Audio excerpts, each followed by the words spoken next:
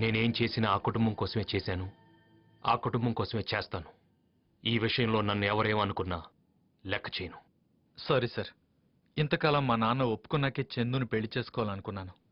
ఇప్పుడు ఒప్పించి చేసుకుంటాను సార్.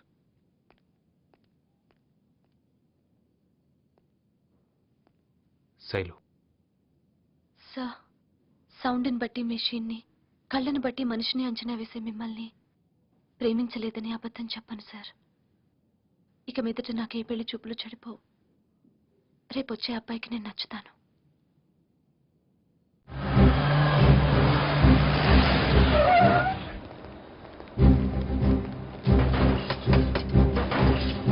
లక్ష్మీనారాయణ అంటే మీరేనా? అవును సార్. మిమ్మల్ని అరెస్ట్ చేస్తున్నాం. దేనికి? ఈ కంపెనీలో మీరు 10 లక్షల రూపాయలు చీట్ చేశారని మీ మీద కేసు పెట్టారు. నేను 10 లక్షల రూపాయలు చీట్ చేయడం ఏంటి? నువ్వే చేసావు.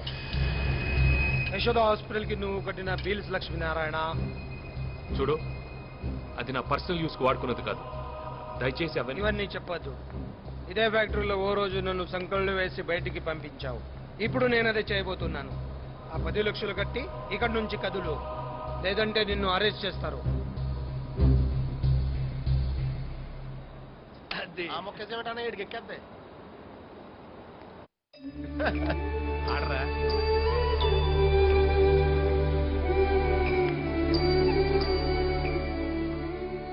తమ్ముడు, ఏంటి? పోలీసులు వచ్చారా? నేను దొంగతనం చేశానంటున్నారు. నేను దొంగతనం చేయటం ఏంట్రా? యజమానికి తెలియకుండా వాడుకుంటే దాని దొంగతనమే అంటారు. అది కదరా తమ్ముడు, అది నా పర్సనల్గా నేను వాడుకోలేదు. నా జీతం తప్ప నేనేమీ వాడుకోలేదు. అది మన కుటుంబానికి బాగా కావాల్సిన అమ్మాయి ఖర్చు పెట్టాను రా.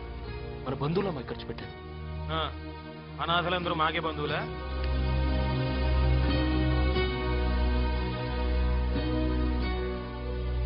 అలా అనకండ్రా. సార్, వీళ్ళని ఎందుకు సార్ అడుగుతారు? మీ చేతులు అడిగే చేతులు కాదు సార్, ఆదుకునే చేతులు. రండి సార్, వెళ్ళిపోదాం. రండి సార్.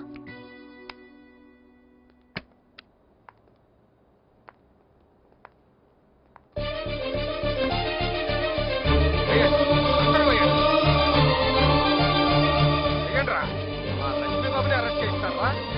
సమయం వచ్చినప్పుడే చూపించాలరా మన యూరియన్ అంటే ఎట్టో. వేయండిరా.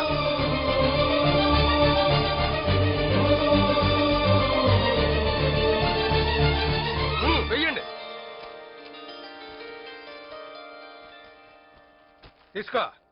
ఈ డబ్బు సరిపోకపోతే మా జీతాల్లోంచి కట్ చేసుకోండి. అంతేకాని లక్ష్మి గారి చేతులకి సంకెళ్ళు పడితే ఇక్కడెవ్వడి చేతులు మిగలవు. బాబు, కావలసిన వాళ్ళందరూ మీకు దూరమైన, కార్మికులందరూ మీకు ఎప్పుడు అండగానే ఉంటాం బాబు.